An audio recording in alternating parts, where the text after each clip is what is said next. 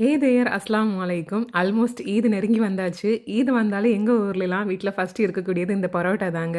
என்ன சமைக்கிறோமோ இல்லையோ, இந்த பரோட்டா மட்டும் காலையில ஏர்லி மார்னிங் எந்திரிச்சு வீட்லயே ரெடி பண்ணிருவோம். இந்த பரோட்டாயும் அப்புறமா இறைச்சி கறி தான் எங்க வீட்ல காலையில பிரேக்ஃபாஸ்ட்டா இருக்கும். ஸோ எப்பவும் ஒரே மாதிரி இல்லாம இந்த வாட்டி டிஃப்ரெண்ட்டா ஒரு பெப்பர் சிக்கன் ஸ்டைல் தான் நம்ம ட்ரை பண்ண போறோம்.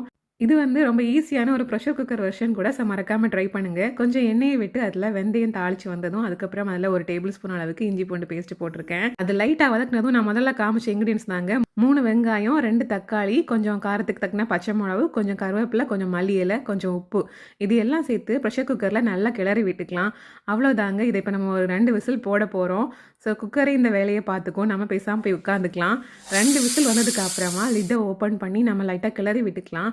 இப்போ அந்த வெங்காயம், தக்காளி எல்லாம் சூப்பராக வெந்து நல்லா மசிஞ்சிருக்கும். லைட்டாக ஒரு கிண்டிட்டு இதில் வந்து நம்ம 1 டீஸ்பூன் அளவுக்கு ஜீரகத்தூள், அப்புறமா 1/2 டீஸ்பூன் அளவுக்கு மஞ்சள் தூள் அண்ட் 2 டேபிள் ஸ்பூன் அளவுக்கு தனியாத்தூள், கொஞ்சம் கரம் மசாலா, அப்புறமா மெயினாக பெப்பர் பவுடர் அது வந்து ஒரு 2 டேபிள் ஸ்பூன் அளவுக்கு சேர்த்துக்கலாம். இல்லைனா 1 1/2 கூட சேர்த்துக்கலாம் பசங்களுக்கு காரம் கம்மியாக வேணும்னா. பட் ஃப்ரெஷ்ஷாக பொடிச்சு சேர்த்தா இன்னும் நல்லா டேஸ்ட் பெட்டராக இருக்கும். இப்போ நான் வந்து சிக்கன் பீசஸ் சேர்த்துருக்கேன். நான் இங்கே வந்து போன்லெஸ் தான் வீட்டில் ஸ்டாக் இருந்தது. ஸோ அதை தான் யூஸ் பண்ணியிருந்தேன். நீங்கள் நார்மல் சிக்கன் வித் போனோட யூஸ் பண்ணிக்கலாம். இப்போ கொஞ்சம் ஹோல் ஸ்பைசஸ், பட்டை, கிராம்பு, ஏலக்காய் அதெல்லாம் போட்டுக்கலாம். அவ்வளோதாங்க. மறுபடியும் 2 விசில் ஜோலி முடிஞ்சுது.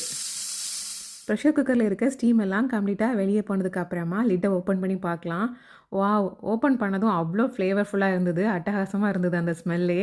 இப்போ நம்ம சிக்கனும் ரொம்ப ஜூஸியாக சூப்பராக வெந்திருக்குது.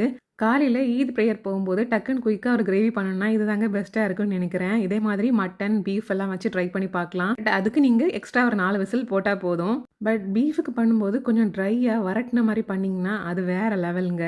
ஸோ அதுவும் நீங்கள் ட்ரை பண்ணி பார்க்கலாம்.